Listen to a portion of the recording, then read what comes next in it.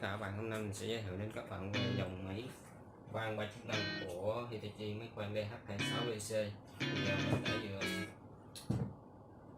xếp những linh kiện của máy từ bên trong hộp ra để cho các bạn xem.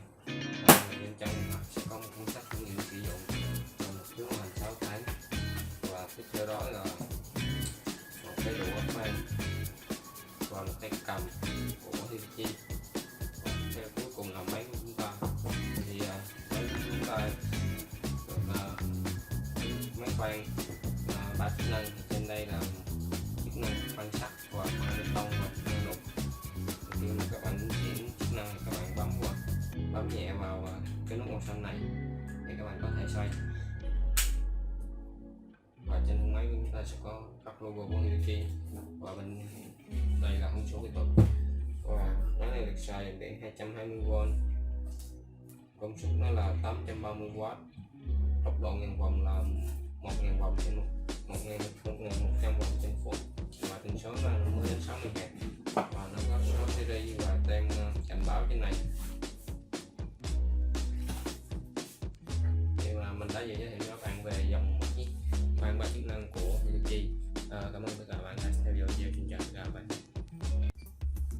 Xin chào tất cả các bạn, hôm nay mình sẽ giới thiệu đến các bạn về dòng máy khoan 3 chức năng của Hitachi, máy khoan DH26BC. Thì mình đã vừa đem những linh kiện vào máy của máy khoan từ bên trong hộp ra để cho các bạn xem. Thì ở bên trong hộp chúng ta sẽ có một cuốn sách hướng dẫn sử dụng, và tiếp theo đó là một cái phiếu lưu hành 6 tháng, và linh kiện đi kèm theo máy là một cái đũa to để cho các bạn khoan, và tiếp theo đó là một tay cầm của Hitachi, và cuối cùng là máy của chúng ta.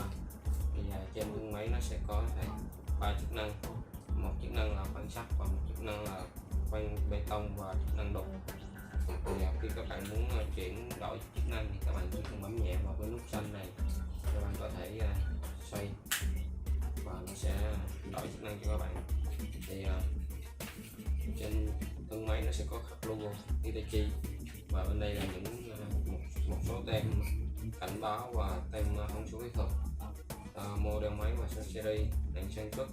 Thì máy này được chạy điện 220V, tần số nó là 50 đến 60 Hz, công suất của nó là 830W, và tốc độ ngàn vòng của nó là 1000 vòng 1100 vòng trên phút, và nó được xuất xứ tại BRC, gia công tại Trung Quốc. Thì trên thân máy ở phần công tắc thì nó sẽ có một cái cần gạt đảo chiều để giúp các bạn chuyển đổi đầu khoan, và tiếp theo đó là một cái cò để giúp các bạn giữ công tắc lại.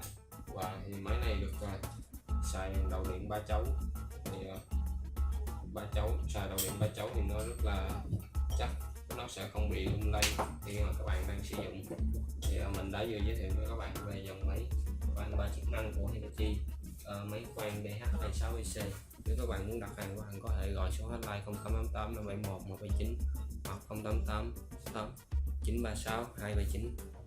Cảm ơn tất cả các bạn đã theo dõi video. Xin chào và hẹn gặp lại.